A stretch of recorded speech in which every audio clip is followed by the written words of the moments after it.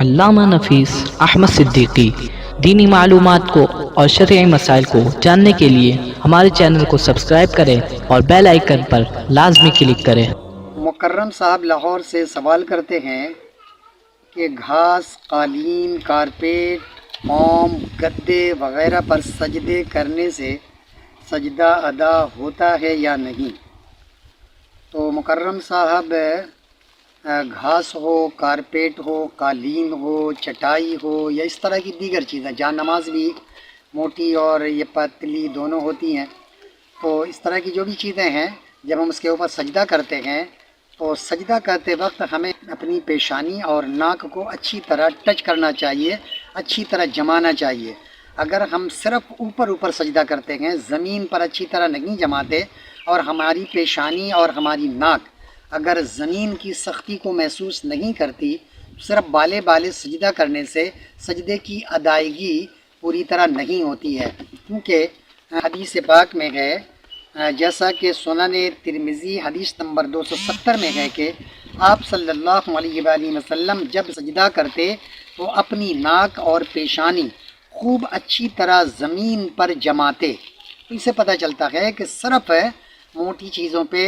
اپنی پیشانی اور ناک کو ٹچ کرنے سے سجدے کی ادائیگی نہیں ہوتی، تا وقت کہ ہم اپنی پیشانی اور ناک کو اچھی طرح نہ جمائیں۔ تو جب تک زمین کی سختی محسوس نہ کرے، یعنی اتنی نرم چیز ہے اور اتنی موٹی ہے کہ ہم اپنی پیشانی کو رکھنے کے بعد بھی محسوس کرتے ہیں کہ اگر پیشانی کو اور دبائی جائے تو اور دبے گی، تو گویا اس میں سجدے میں کمی رہ جائے گی۔ سجدہ اس وقت تک مکمل نہیں ہوتا جب تک کہ ہم اپنی پیشانی کو پوری طرح نہیں جماتے۔ تو ان میں سے جن چیزوں کا آپ نے ذکر کیا ہے، چاہے وہ گھاس ہو، قالین ہو، کارپیٹ ہو، فوم ہو، گدے ہوں وغیرہ وغیرہ، ان چیزوں پر سجدہ کرتے وقت اس بات کا ہمیں خیال رکھنا چاہیے۔ کارپیٹ چونکہ بہت موٹی نہیں ہوتی ہے، چٹائی بہت موٹی نہیں ہوتی ہے، یا اگر موٹی بھی ہوتی ہے تو اس میں سختی ہوتی ہے، تو اس میں تو ممکن ہے کہ سجدے میں کوئی اتنی زیادہ دقت کی ضرورت نہیں ہے۔ لیکن اگر فوم ہے، جس طرح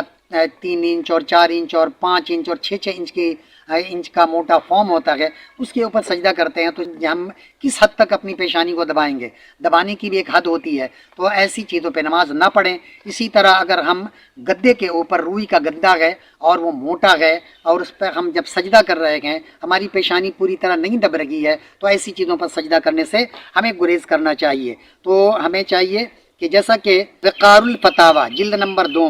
اور صفحہ نمبر 106 میں ہے کہ سجدے میں پیشانی کا کسی ایسی چیز پر ٹھہرنا ضروری ہے جس پر مزید دبانے سے نہ دب سکے، لہذا موٹے گدے اور اسپرنگ والی سیٹوں پر سجدہ جائز نہیں ہے۔ تو یہ بالکل واضح لفظوں میں انہوں نے فرما دیا کہ اگر موٹی چیز ہے، موٹا گدا ہے، اسی طرح فوم ہے، اسپرنگ والی سیٹ ہے، تو ایسی چیزوں پر جب ہم سجدہ کریں گے تو اس میں ہم جتنا بھی دبائیں گے وہ دبتا چلا جائے گا، ہماری پیشانی پوری طرح نہیں دبے گی، تو اس لیے ایسی چیزوں پر سجدہ کرنے سے گریز کریں۔ اور اسی طرح فتاوی عالمگیری جلد نمبر 1 صفحہ نمبر 70 میں ہے کہ اگر گھاس، بھوسا، روئی، چٹائی پر سجدہ کیا، اگر پیشانی اور ناک اس پر جم گئیں کہ زمین کی سختی محسوس کرتی ہیں تو سجدہ جائز ہے، اور اگر پیشانی نہ جمے تو سجدہ جائز نہیں ہے۔ تو جن چیزوں کا بھی آپ نے ذکر کیا ہے، اس کے علاوہ بھی ایسی تمام چیزیں،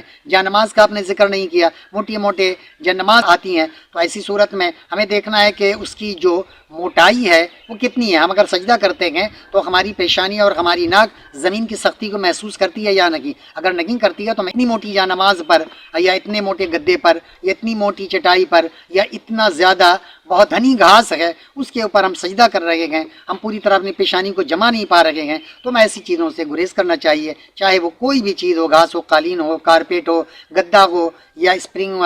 والی سیٹیں ہوں، گدا ہوں، ایسی چیزوں سے ہمیں بہرحال گریز کرنا چاہیے، کیونکہ نماز کا جو بہترین جو حصہ ہے، سب سے اعلیٰ جو حصہ ہے وہ سجدہ ہے، کیونکہ سجدے میں جب انسان ہوتا ہے تو اللہ کے سب سے زیادہ قریب ہوتا ہے۔ اگر ہمارے سجدے کی تکمیل نہ ہو تو پھر ہمارے لیے ہماری نماز میں خرابی پیدا ہو جاتی ہے، اس لیے ایسی چیزوں سے ہمیں گریز کرنا چاہیے۔ وما علینا الا البلاغ۔